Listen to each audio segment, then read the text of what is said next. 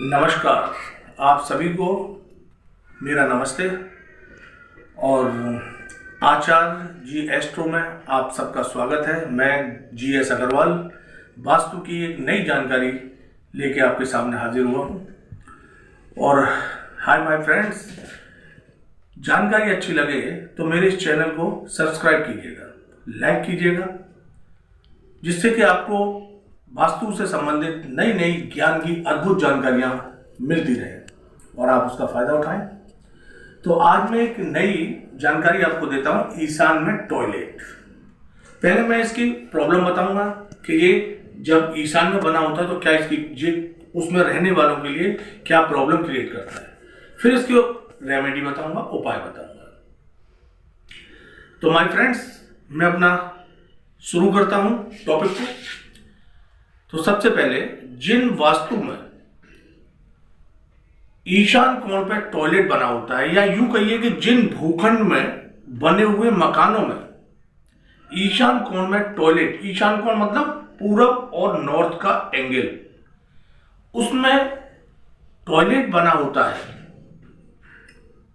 तो क्या कमियां होती हैं। नंबर एक, देखिए, ईशान कोण जो है भगवान शिव का क्षेत्र होता है और ग्रहों में गुरुदेव बृहस्पति का, ठीक है।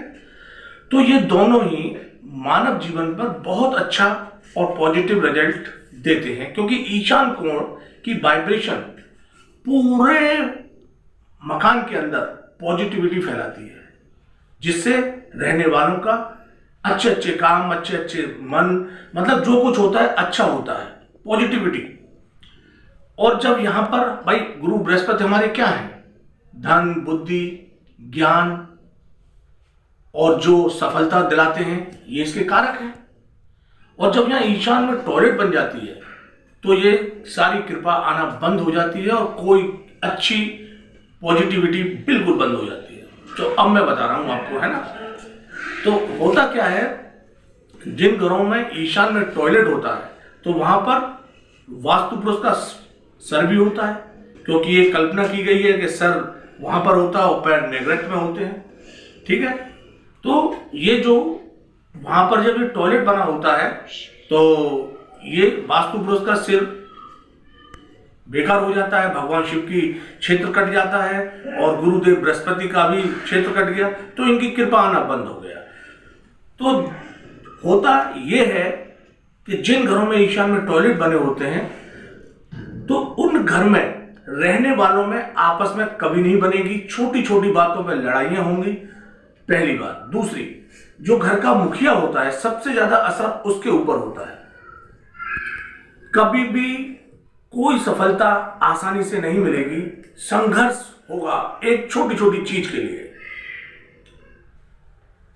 और इन घरों में आपने देखा होगा कि अगर आप जाएंगे तो अनुभव पाएंगे कि यहां पे इतनी निगेटिविटी होती है कि आपका मन नहीं करेगा 2 मिनट रुकने का भी। और इन घरों में रहने वाले लोग इतने निराशावादी हो जाते हैं कि इन्हें भगवान से भी भरोसा हट जाता है। क्यों? क्योंकि इनकी कोई काम नहीं बनते, हर जगह हारी बीमारियां भी इनके घरों में धीरे धीरे अपना स्थायी रूप बना लेती हैं, दवाइयां भी इन परिवारों में चलती रहती हैं, पैसे के खर्चे खराबी होते रहते हैं, सफलता के सारे जो सोर्सेज होते हैं वो खत्म हो जाते हैं, इन सोर्स ऑफ इनकम सारे खत्म हो जाते हैं, इनका कोई भी काम नहीं बनता, धन दौलत ऐश्वर्य आसपास में अपना मान सम्मान फेम सब खत्म हो जाता है, कर्ज में डूब जाते हैं। और तो और इन घरों में रहने वालों में किसी ना किसी को ऐसी बीमारी भी होती है जिसका इस दुनिया में कोई इलाज नहीं होता, पूरी दुनिया में कोई इलाज नहीं होता। और ऐसी ऐसी बीमारियों से ग्रस्त रहते हैं ईशान घर में जिनके टॉयलेट होते हैं कि हॉस्पिटल ही हॉस्पिटल, अगर कोई जरा सी बात हो जाए तो पुलिस कोर्ट कचहरी के चक्कर, ये इन्हीं में घिरे रहते हैं।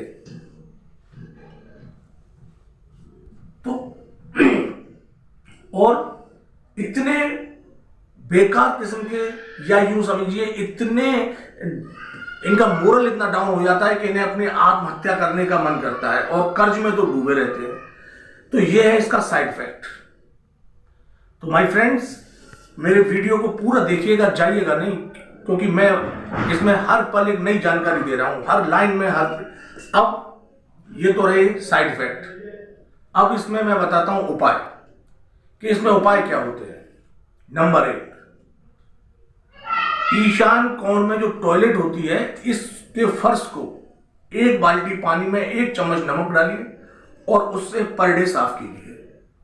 पर डे संभव ना हो सके तो हफ्ते में कम से कम 3 बार करना पड़ेगा। दूसरा, टॉयलेट की चारों दीवारों का रंग हल्का ब्लू कलर पे कर दीजिए।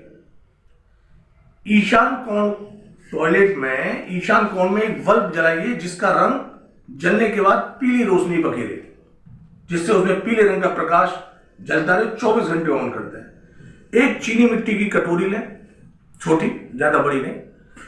उसमें कटोरी से आधा, थोड़ा सा ज्यादा, कटोरी से आधे से थोड़ा ज्यादा पिसा हुआ नमक रख दें और हर हफ्ते 10 दिन में उसे बदल के दोबारा उसमें भर के रख दें। और रेमेडी, कपूर की कुछ गोलियां टॉयलेट में कहीं भी किसी भी जगह रख दें और जब वो खत्म हो जाए तो फिर दोबारा रख दें। और ईशान कोण की तरफ अगर व्यवस्था हो सके तो एक ऐसा छेद कर दो जिससे बाहर आना, जो बाहर की तरफ जो प्रकाश है वो आना जाना, मतलब हवा, एयर पास होती रहे, जिससे उसका क्षेत्र बढ़ जाएगा। और एक और उपाय, फर्श को 24 घंटे गंदा मत रखिएगा, सुखाइएगा। और बाथरूम में कोई भी नल लीक नहीं करना चाहिए, बल्कि पूरे घर के अंदर कोई भी नल की टोटी लीक नहीं करनी चाहिए। इस टॉयलेट का दरवाजा घर के किसी भी कमरे के दरवाजे के सामने नहीं खुलना चाहिए। ये तो है इसकी रेमेडी, और रेमेडी अभी इसी वक्त से शुरू कर दें आप ये उपाय। अन्यथा अगर आपने ये देरी की तो माय डियर फ्रेंड्स, ये निश्चित जान लीजिए कि कहीं इतनी देर ना हो जाए कि आपको अपने परिवार की किसी सदस्य की कमी जीवन भर झेलनी पड़े और वो कमी कभी पूरी ना हो पाए। ये काम तुरंत अभी इसी वक्त से कीजिए। और माय फ्रेंड्स, सबसे आखिरी में एक बात मैं बोलना चाहता हूं, ईशान कोण में टॉयलेट की परमानेंट कोई भी रेमेडी नहीं होती, इसका कोई उपाय नहीं होता। अगर कोई वास्तु वाला ऐसा कहता है तो वो गलत बोल रहा है, क्योंकि ये दुर्भाग्यशाली कंडीशन हो जाती है। इससे बड़ा दुर्भाग्य कोई नहीं होता। और जिन वास्तुओं में ईशान्य टॉयलेट होती है, मैं उसे नंबर 1 का दोष मानता हूं। तो इस टॉयलेट को तोड़ दें। तोड़ने के बाद यहां पर एक घर का मंदिर स्थापित करें। दूसरी बात, इस फर्श को तोड़ करके थोड़ी सी मिट्टी 1-2 फुट खोद के मलबे को बाहर फेंक दें। फिर इस मिट्टी में 5 बाल्टी पानी लें और हर एक बाल्टी में आधा ग्लास गंगा जल मिलाकर इन 5 बाल्टी के पानी को इस फर्श पर डाल दें और इसे अच्छी तरह से गीला कर दें और सूखने का इंतजार करें। जब ये सूख जाए तो यहाँ मंदिर का निर्माण करें, किसी पंडित से बुला करके और अच्छे घड़ी वगैरह दिखवा के शुभ मुहूर्त में। सिर्फ यही और यही उपाय है। माय डियर मेरे दोस्तों, मैं आपसे हाथ जोड़ के निवेदन करता हूं कि जिनके घरों में ईशान में टॉयलेट है, मैंने विजिट पे देखा, उनकी हालत बहुत खराब होती है। तो तोड़ दीजिए तुरंत, इमीडिएटली। और मेरे दोस्तों, मेरी ये जानकारी आपको अच्छी लगी हो तो मेरे चैनल को सब्सक्राइब कीजिए, जिससे मेरा मनोबल बढ़े और आपको नई नई जानकारी मिले। ठीक है, नमस्कार।